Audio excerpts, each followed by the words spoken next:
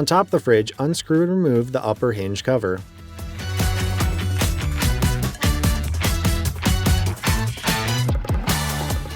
Unplug and disconnect wire harness. With a 5/16 inch socket bit, remove the bolts securing the upper hinge to the refrigerator. Carefully lift the door off the bottom hinge. Install the new door by positioning the door to the bottom hinge.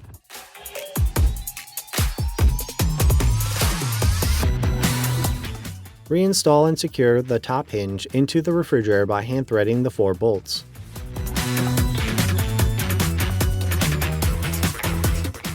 Next, tighten the bolts.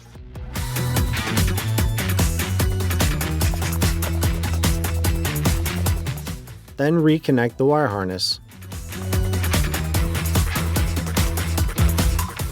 Place and secure the upper hinge cover to the refrigerator.